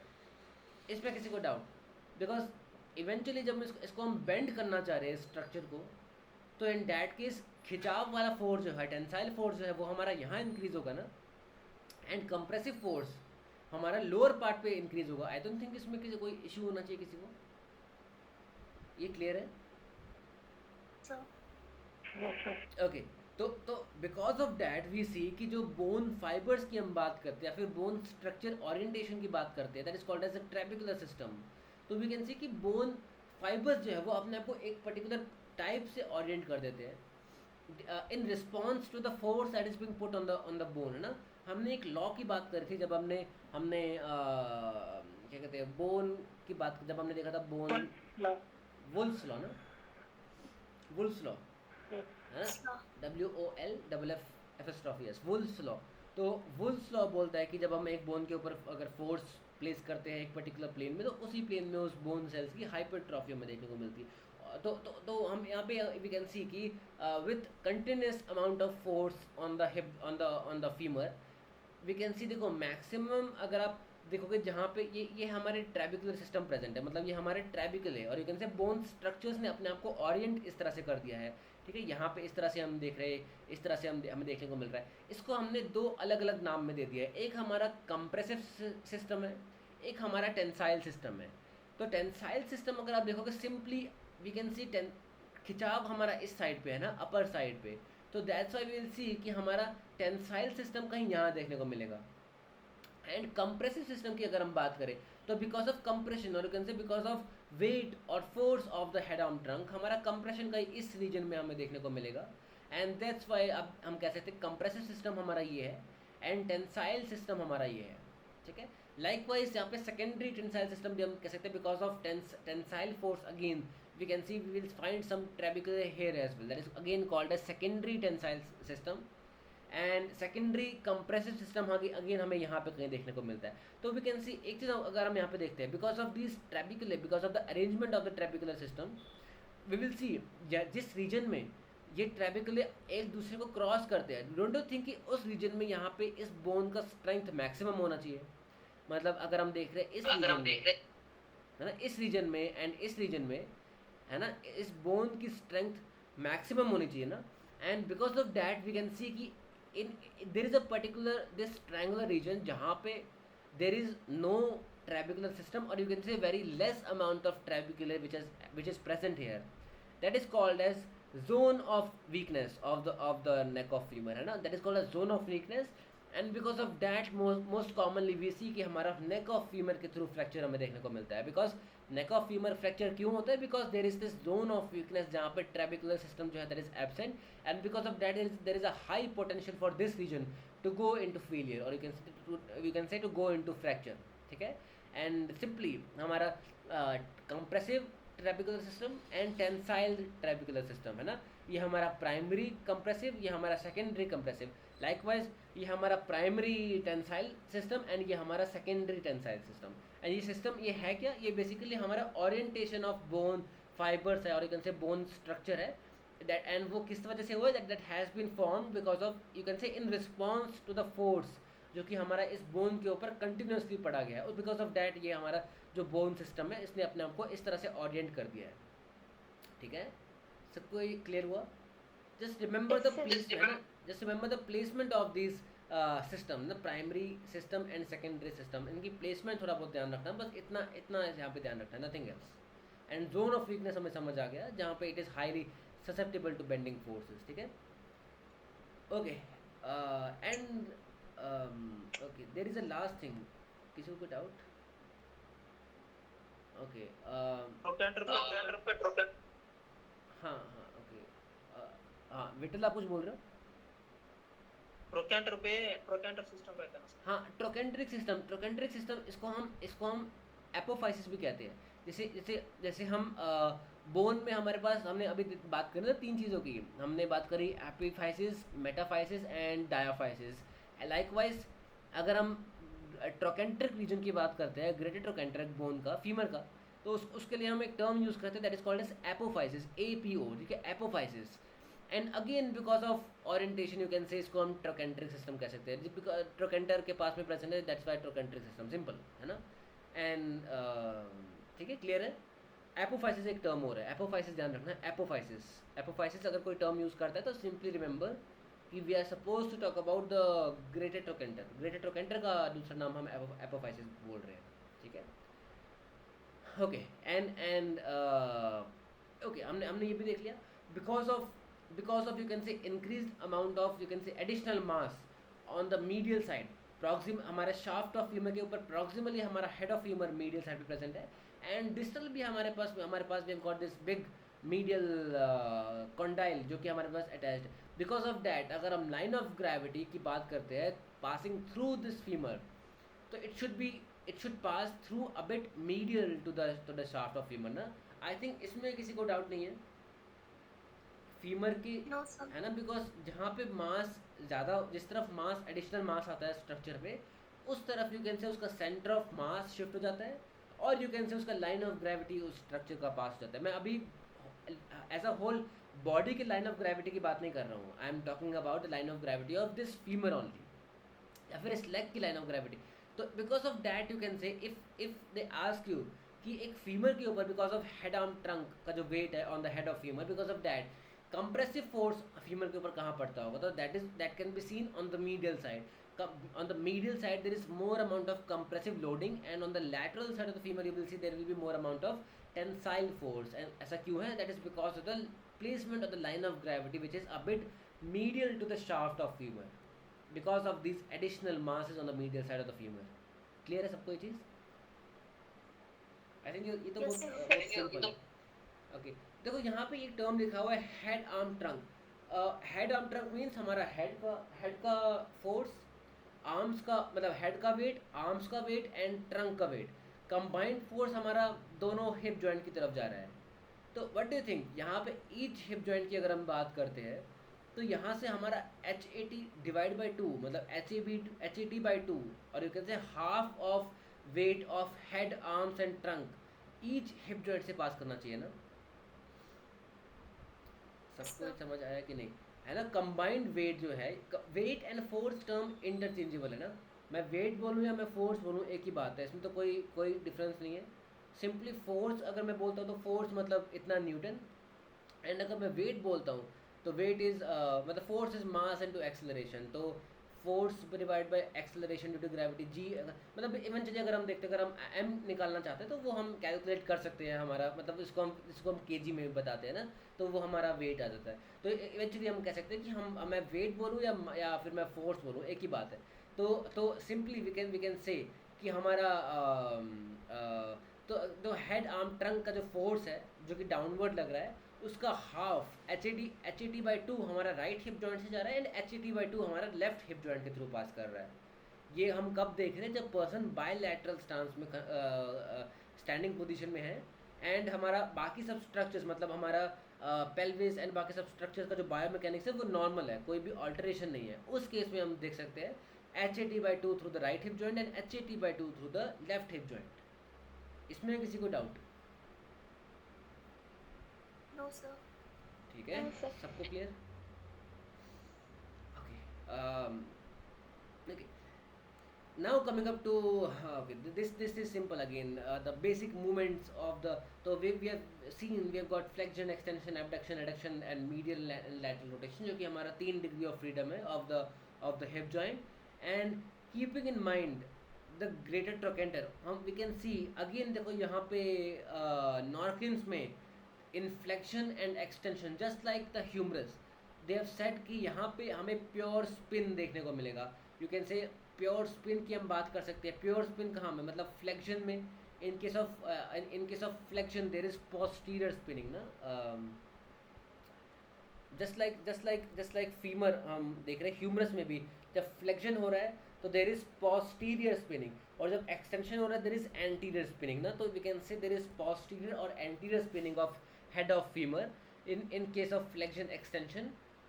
But बाकी books में अगर देखा जाए तो वहाँ पे pure spin नहीं बोलते, वहाँ पे स्पिनिंग के साथ में ट्रांसलेशन की भी बात करते हैं। तो मैं ये इसलिए बोल रहा हूँ कि इन केस अगर आपसे पूछा जाता है कि फ्लेक्शन एंड एक्सटेंशन के टाइम पे ट्रांसलेशन किस डायरेक्शन में होता है तो अगेन सेम चीज़ आपको माइंड में रखनी है जो हमने ह्यूमरस में देखा कि एक्सटेंशन एंड एक्सटर्नल रोटेशन है ना, दोनों के केस में there is anterior gliding and in case of flexion and medial rotation there is posterior gliding.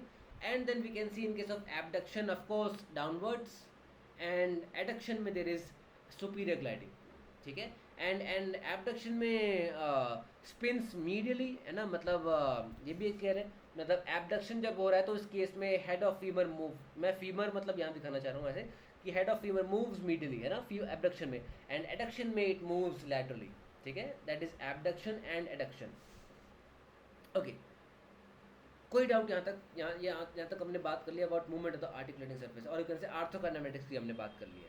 यहाँ तक कोई डाउट? No, sir. ये बहुत इंटरेस्टिंग चीज़ है। हाँ ओके, यहाँ तक क्लियर है। ठीक है, ज़्यादा तेज तो नहीं हो रहा, ज़्यादा स्पीड पे तो नहीं जा रहा, सबको समझ आ रहा है? अगर ज़्यादा हो रहा है तो लेट मी नो, मैं थोड़ा स्पीड कम कर दूँगा बिकॉज मैं बेसिकली चाह रहा हूँ कि ये वाला स्लाइड अगर कंप्लीट हो जाए ना आज में तो कल हम वो फोर्सेस वाली उसकी बात कर सकते हैं, कंप्रेशन एंड वो सब, वो मैथमेटिकल एस्पेक्ट उसका, तो वो बड़ा इंटरेस्टिंग है तो उसकी हम बात कर सकते हैं। वो हम तनिषा वो ज़्यादा कॉन्सेप्ट हो जाएंगे आज के लिए, ज़्यादा हो जाए। चलो मैं कोई नहीं, मैं ये देखता हूँ कि अभी हम देख लेते हैं कितना हम कवर कर पाते हैं, ठीक है। अभी ज़्यादा कुछ नहीं है, देखो ये ट्रेंडलबर्ग साइन है तो इसको हम छोड़ देंगे, इसको हम कल ही कवर करेंगे फिर, ठीक है। ये ट्रांसवर्स प्लेन में आई थिंक मेरे ख्याल से इस बैच के स्टार्टिंग में अगर मैं सही हूँ तो किसी ने पूछा था जब मैंने ट्रेंडलबर्ग साइन की बात करी थी, किसी ने ये भी पूछा था कि पेल्विस के रोटेशन के बारे में। आई थिंक मैं श्योर नहीं हूँ किसी ने पूछा था, लेकिन आई थिंक तनिषा आपने पूछा था, किसी ने पूछा था कि मतलब पेल्विक रोटेशन, तो मैंने बताया था कि हम बायोमैकेनिक्स में पढ़ेंगे तो यहाँ पे हम इसको हम यहाँ तक ये हम कल कर लेंगे, ठीक है। लेकिन ट्रेंडलबर्ग साइन हमें क्लियर है तो ये हम एक बार डिस्कस कर लेते हैं, ये वाला, चलो ठीक है। एंड इसके अलावा ये वाली स्लाइड हमारे लास्ट है। तो यहाँ पे बेसिकली हम क्या देख रहे हैं, यहाँ तक हमें क्लियर हो गया ना basic placement and forces and movement हमारा हिप जॉइंट का। यहाँ पे सिंपली हमें क्या बात करनी है, देखो इस सब को छोड़ दो जो लिखा हुआ है, सिंपली अगर हम इमेज को देखते हैं, सिंपली यहाँ पे ये बोलना चाह रहा है ये जो कि मैंने कल भी डिस्कस किया था कि in case of non weight bearing हमें ये चीज़ पता है, नॉन वेट बेरिंग पोजीशन में अगर हमारा shaft of femur anteriorly move करता है that is called as flexion of the hip joint, है ना। शाफ्ट ऑफ फीमर आगे की तरफ मूव करता है that is called as flexion of the hip joint. या फिर हम बोल सकते हैं कि अगर पर्सन वेट बेरिंग में है and in that case weight bearing position में है पर्सन, अब हमारा फीमर तो कहीं मूव नहीं करेगा, बट वी कैन सी कि हमारा पेल्विस जो है that is going into anterior pelvic tilt. तो in that case also we can say ना कि हमारा फीमर के ऊपर फ्लेक्शन हो रहा है। तो अगेन अगर हम रेफरेंस पॉइंट को लेकर चले तो शाफ्ट ऑफ फीमर मूविंग, कौन सा रेफरेंस पॉइंट ले, हम प्यूबिक सिम्फाइसिस को ले लेते हैं। तो वी कैन से कि shaft of femur moving towards the pubic symphysis, that is also flexion. और you can say in case of anterior pelvic tilt, pubic symphysis moving towards the shaft of femur, that is also flexion of the hip joint, है ना। दोनों को तो हम flexion ही बोलेंगे ना, चाहे शाफ्ट आगे की तरफ मूव कर रहा है या pubic symphysis, और you can say as a whole pelvis जो है वो फीमर की तरफ मूव कर रहा है। सबको समझ आई चीज़? Yes, sir. ठीक है। लाइकवाइज तो बस डिफरेंस किसका है, weight bearing and non weight bearing, close chain में है कि नॉन ओपन चेन में है, बस ये डिफरेंस है। ओके तो अगेन अगर हम वो वाला रेफरेंस लेके चलते हैं जो हमने फॉरवर्ड बेंडिंग की हमने बात करी थी, तो जहाँ पे हमने पेल्विक लंबर पेल्विक मोशन जो हमने डिस्कस किया था, तो इन केस ऑफ फॉरवर्ड बेंडिंग हम क्या देख रहे हैं वहाँ पे लंबर स्पाइन में क्या हो रहा था, लंबर स्पाइन में फ्लेक्शन था कि एक्सटेंशन हो रहा था फॉरवर्ड बेंडिंग में, स्टैंडिंग पोजीशन के केस में। जब पर्सन स्टैंडिंग पोजीशन में था उस केस में जब पर्सन फॉरवर्ड, हाँ फ्लेक्शन हो रहा था, लंबर स्पाइन का फ्लेक्शन हो रहा था। अब लंबर स्पाइन के फ्लेक्शन की वजह से सैक्रम पे क्या हो रहा था, गलत मत बताना बस, सैक्रम पे क्या हो रहा था फ्लेक्शन के साथ में, सैक्रम का न्यूटेशन हो रहा था कि काउंटर न्यूटेशन हो रहा था? काउंटर न्यूटेशन हो रहा था ना। लंबर स्पाइन फ्लेक्शन के साथ में सैक्रम का काउंटर न्यूटेशन, लंबर एक्सटेंशन के साथ में सैक्रम का न्यूटेशन, ये ध्यान रखना हमेशा, ठीक है। तो इट मीन्स अभी जब हमने फॉरवर्ड बेंडिंग किया, लंबर स्पाइन फ्लेक्शन में गया, sacrum went into counter nutation, sacral counter nutation. Okay हमारी फॉरवर्ड बेंडिंग के टाइम पे कौन सा सेट ऑफ मसल्स एक्टिवेशन में है? लोअर बैक एक्सटेंशन ना, lower back muscle and hip flexor वाला।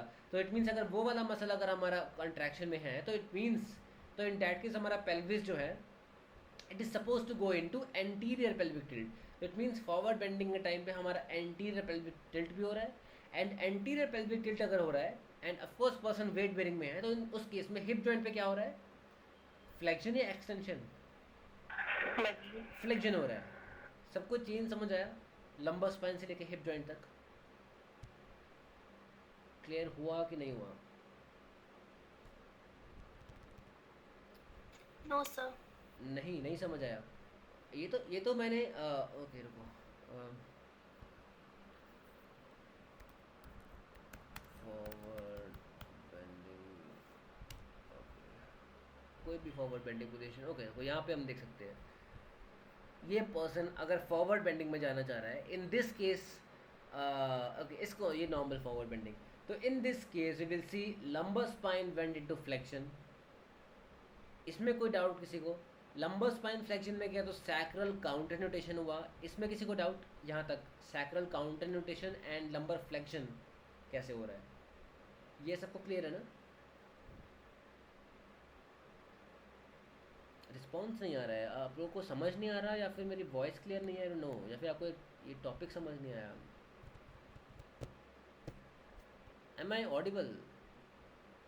Sir, you are audible, but the last thing you said is not understood. Last thing is not understood. Okay तो simply देखो यहाँ तक हमें समझ आ गया ना, lumbar spine flexion and sacral counter nutation भी understood. Yes, sir. Apart from that, during forward bending also we understood that we know this thing that during forward bending, in case when the person is in the standing position, from standing position when the person is going into forward bending, in that case the pelvis goes into anterior pelvic tilt. I think ये भी हमें clear है Yes, Yes, sir. sir. है ना? Don't tell ये क्योंकि हमने पढ़ा था ये चीज़ तो पहले, है ना, एंटीरियर पेल्विक टिल्ट में जाता है। एंड मैंने सिर्फ मसल पेयर की बात करी, हमने मसल पेयर की बात करी थी ना, कौन सा, abdominal muscles and hip extensors का पेयर जब कॉन्ट्रैक्शन एक्टिवेशन में होता है, इन that case posterior pelvic tilt होता है, and hip flexors and lower back extensor जब एक्टिवेशन में होता है, इन that case anterior pelvic tilt होता है। सबको क्लियर है ये चीज़? ये हमने डायग्राम भी देखा था, Yes, sir. ठीक है? ओके तो यही मैं बोल रहा हूँ कि फॉरवर्ड बेंडिंग केस में हमारी ये वाला सेट ऑफ मसल एक्टिवेशन में होगा ना, लोअर बैक एक्सटेंसर्स, तो because of that we will say कि pelvis has gone into anterior pelvic tilt. I hope यहाँ तक कोई डाउट नहीं है, एंटीरियर पेल्विक टिल्ट का कैसे हुआ यहाँ तक कोई डाउट नहीं है ना। अब डाउट सिर्फ हमारा आ रहा है हिप जॉइंट के ऊपर। तो हिप जॉइंट के ऊपर ऑफकोर्स हमारा फ्लेक्शन होगा, बिकॉज सेम चीज़, या तो पेल्विस हमारा मतलब पेल्विस हमारा या तो यू कैन से शाफ्ट की तरफ मूव करे, और यू कैन से पेल्विस का प्यूबिक सिम्फाइसिस हमारा शाफ्ट की तरफ मूव करे, या फिर शाफ्ट ऑफ फीमर हमारा प्यूबिक सिम्फाइसिस की तरफ मूव करे। दोनों को हम हिप जॉइंट फ्लेक्शन ही तो बोलेंगे ना। तो Yes, sir. It means So, है ना, तो इट मीन्स फॉरवर्ड बेंडिंग के टाइम पे हिप जॉइंट पे फ्लेक्शन हो रहा है, there is anterior pelvic tilt and there is flexion at the hip joint. सबको क्लियर हुआ? एंड सेम चीज़ हम बात कर सकते हैं जब पर्सन बैकवर्ड बेंडिंग में जा रहा है। बैकवर्ड बेंडिंग में लंबर स्पाइन क्या है? Extension, sacral nutation, posterior pelvic tilt and hip joint extension. Clear? यहाँ तक कोई doubt? No, sir. no, sir. ठीक है, ओके। आई नो इस चीज़ को थोड़ा, अब इस इमेज को प्रॉपरली देखना इवन क्लास के बाद भी, बिकॉज इस चीज़ को डाइजेस्ट करने में थोड़ा, बिकॉज एक बार हमने समझ लिया लेकिन इसको डाइजेस्ट करने में थोड़ा टाइम लगता है। एक बार इस इमेज को आप देखोगे एंड इवन बेटर अगर आप ये एक्शंस खुद से ट्राई करोगे तो उस केस में आपको खुद समझ आएगा कि आपका पेल्विस जब फॉरवर्ड एंटीरियर टिल्ट में जा रहा है तो उस केस में हिप जॉइंट फ्लेक्शन की हम बात करेंगे, है ना। तो इवन खुद से अगर ट्राई करोगे तो दैट इज़ इवन बेटर, है ना। सेम चीज़ यहाँ पे हम देख रहे हैं कि क्लोज चेन में हम बात कर सकते हैं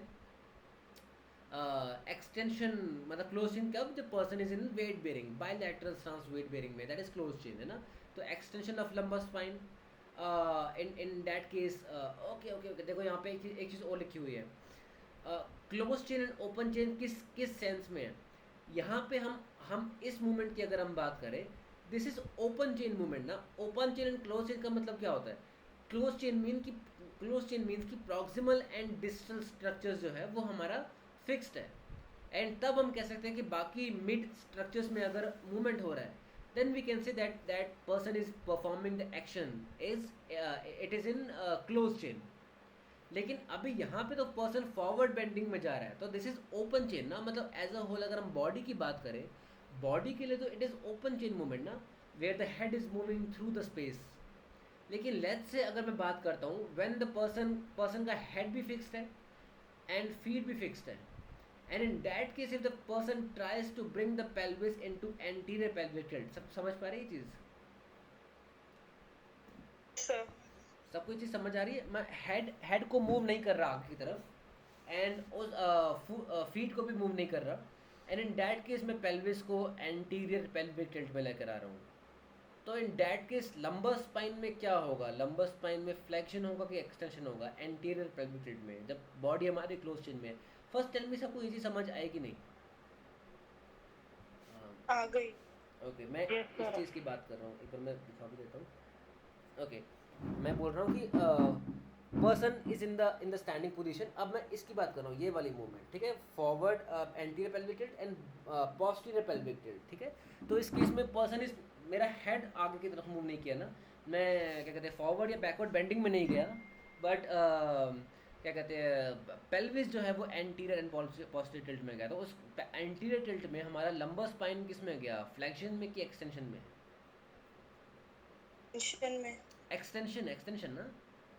anterior pelvic tilt close chain में जब हेड मूव नहीं कर रहा एंड फीट मूव नहीं कर रहे, उस केस में एंटीरियर पेल्विक टिल्ट। सभी ट्राई करो एक बार ये वाला मूवमेंट। तो उस केस में पेल्विस जो है वो एंटीरियर पेल्विक टिल्ट में जा रहा है एंड लंबर स्पाइन एक्सटेंशन में जा रहा है। एंड इवन फर्दर अगर मैं सैक्रम की बात करूँ तो सैक्रम किस में जाएगा? सैक्रम न्यूटेशन में जाना चाहिए कि काउंटर न्यूटेशन में? Counter nutation. सैक्रम न्यूटेशन में, है ना, बिकॉज Mutation हो जाएगा। या एग्जैक्टली, बिकॉज सैक्रम की मूवमेंट एंड लंबर स्पाइन की मूवमेंट हमेशा फिक्स्ड है। लंबर स्पाइन की एक्सटेंशन के साथ में हमेशा सैक्रम का काउंटर न्यूटेशन होगा, इसमें कोई डाउट नहीं है, ठीक है।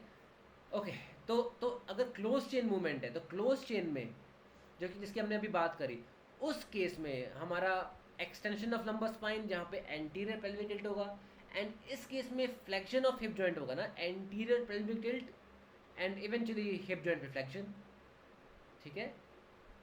लेकिन जब पर्सन फॉरवर्ड बेंडिंग में जा रहा है उस केस में हम देख सकते हैं there is extend, in that case we will see, मतलब in that case there is okay, यहाँ पे यूनिलैटरल स्टांस की बात की गई। तो यूनिलैटरल स्टांस में वी विल सी कि यूनिलैटरल स्टांस में अगर पर्सन, लेट्स से अगर मैं लेफ्ट लेग के ऊपर स्टैंडिंग पोजीशन में हूँ एंड राइट लेग मैंने लिफ्ट कर दिया है, ठीक है, राइट लेग मैंने लिफ्ट किया एंड राइट लेग से, राइट फुट से मैं फुटबॉल को किक करना चाह रहा हूँ। तो इस केस में राइट फुट से जब मैं फुटबॉल को किक करता हूँ तो उस केस में राइट हिप जॉइंट मेरा फ्लेक्शन में जाता है ना, मतलब राइट हिप जॉइंट फ्लेक्शन में जाएगा तभी तो मैं राइट लेग से, राइट फुट से मैं फुटबॉल को किक कर पाऊंगा जब मेरा लेफ्ट है ना वो होगा वो वेट बेरिंग में। तो इस केस में मैं यूनिलैटरल स्टांस में खड़ा हूँ ना, सबको ये समझ आया? तो इस केस Yes, में sir. तो इस केस में मेरा जब हिप जॉइंट जो है जब वो फ्लेक्शन में गया यूनिलैटरल स्टांस में, तो उस केस में सेम साइड का जो पेल्विस है वो मेरा पोस्टीरियर पेल्विक टिल्ट में जाएगा। अगेन ये चीज़ आप खुद से ट्राई करो, जस्ट एक बार आप स्टैंडिंग पोजीशन में आओ, लेफ्ट लेग के ऊपर यूनिलैटरल स्टांस में आ जाओ एंड राइट पेल्विस के ऊपर आप हैंड प्लेस कर लो एंड उसके बाद राइट हिप जॉइंट को फ्लेक्शन में लेकर आओ, मतलब ट्राई टू किक फुटबॉल है ना। एंड उसके बाद आप देखोगे राइट आपका जो हैंड है और यू कैन से राइट साइड का जो पेल्विस है that will come into posterior tilting, ठीक है। तो इसको हम यूनिलैटरल और यू कैन से एसिमेट्रिकल मूवमेंट की बात करते हैं। इस सब की बात नॉर्किन्स में नहीं कही गई है। नॉर्किन्स में सिर्फ सिंपल ये चीज़ नॉर्किन्स में नहीं है। नॉर्किन में सिर्फ हमारी close chain movement and bilateral और you can say symmetrical movement की बात की गई है। नॉर्किन्स में कहीं भी एसिमेट्रिकल मूवमेंट की बात नहीं की गई है, लेकिन स्टिल मैंने ये चीज़ यहाँ पे ऐड कर दिया है कि सिंपली अगर आप यूनिलैटरल स्टांस में हो, लेफ्ट लेग के ऊपर आप स्टैंड कर रहे हो, राइट लेग आपका स्विंग फेज में है, यू कैन से आपने लिफ्ट किया हुआ है एंड राइट हिप जॉइंट से आप फुटबॉल किक कर रहे हो या फिर आप राइट हिप जॉइंट फ्लेक्शन में लेकर जा रहे हो, तो in that case right side का पेल्विस जो है with respect to left side, right side वाला जो है वो पोस्टीरियर पेल्विक टिल्ट में जाएगा एंड राइट हिप जॉइंट पे जब आप एक्सटेंशन करोगे तो राइट साइड का पेल्विस जो है वो एंटीरियर पेल्विक टिल्ट में जाएगा। सबको ये चीज़ क्लियर हुआ कि नहीं? Yes, sir. ये आप खुद से है ना मूवमेंट ट्राई करोगे तो खुद समझ आ जाएगा, ठीक है। एंड इसकी वजह से here we can see time हो गया वैसे, एक लास्ट चीज़ की बात कर लेते हैं उसके बाद हम फिर आगे कल कर लेंगे। ओके, तो हियर वी कैन सी कि जो मैक्सिमम मूवमेंट जो बॉडी में होती है दैट इज एसिमेट्रिकल मूवमेंट ना, जैसे लाइक वॉकिंग, रनिंग, वो सब। तो उसमें हम कौन सा बायलैटरल मूवमेंट कर रहे हैं? बायलैटरल मूवमेंट तो सिर्फ समझने के लिए था, लेकिन यहाँ पे हमारी यूनिलैटरल मूवमेंट हो रही है ना मैक्सिमम। तो in this case simply symmetrical movement of pelvis में तो हमने देखा कि पेल्विस में सैक्रम में हमारे पास sacral nutation and sacral counter nutation होता है, लेकिन एक्चुअली में हम देखते हैं कि सैक्रम के पास जो एसिमेट्रिकल मूवमेंट्स होती है उसमें हम 4 मूवमेंट्स की बात करते हैं, right on right, right on left, left on left and left on right.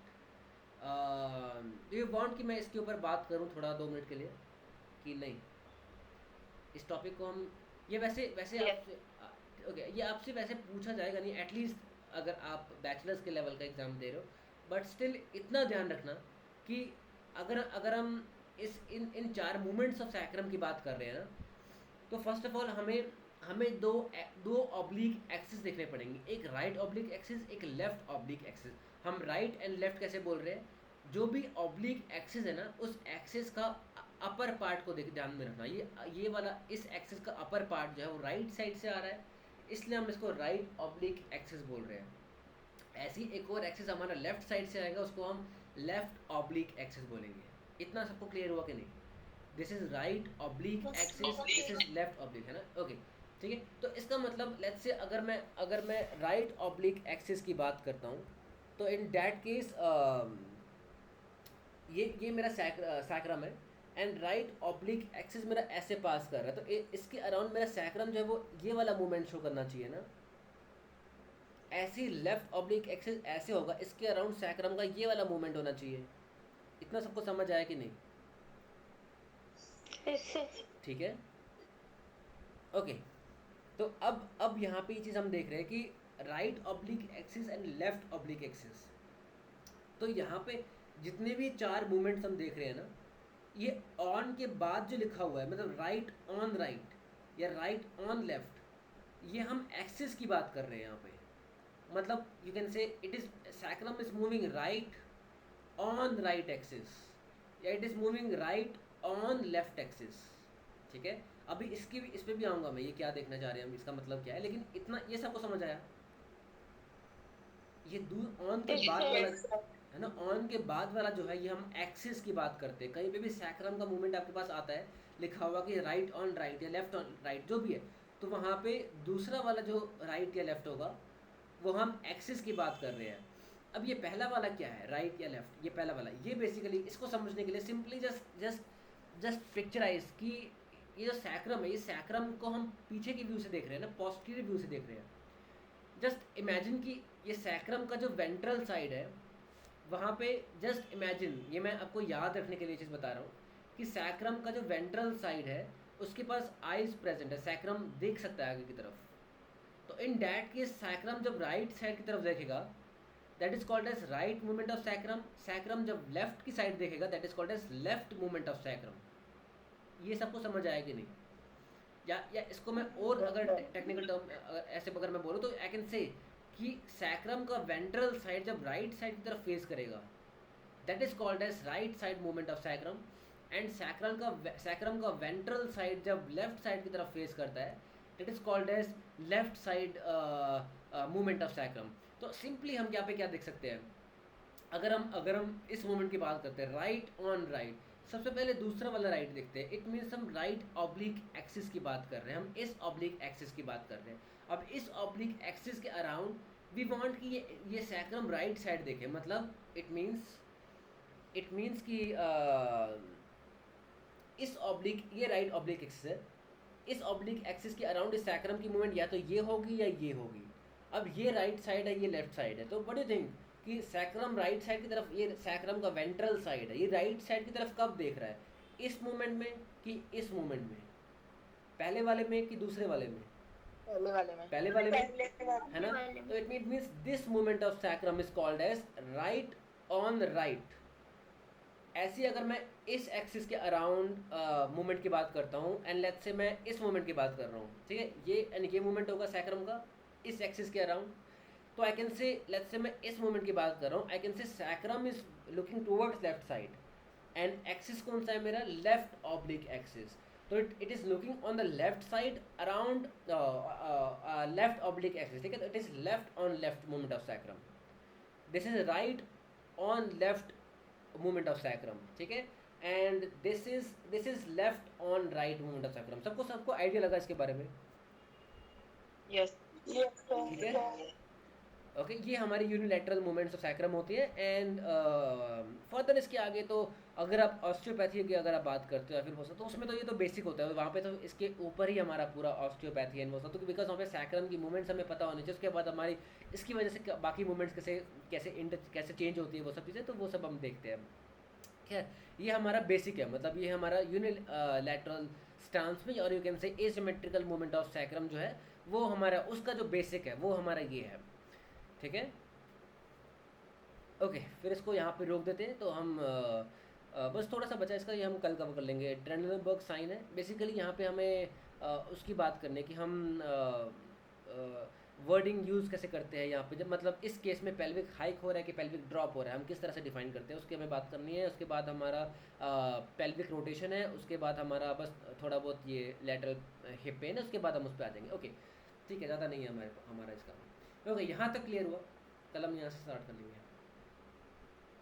Yes, sir. Okay Yes. Okay then, thank you then everyone. Yes, sir. Thank you, sir. Thank you, sir. Okay.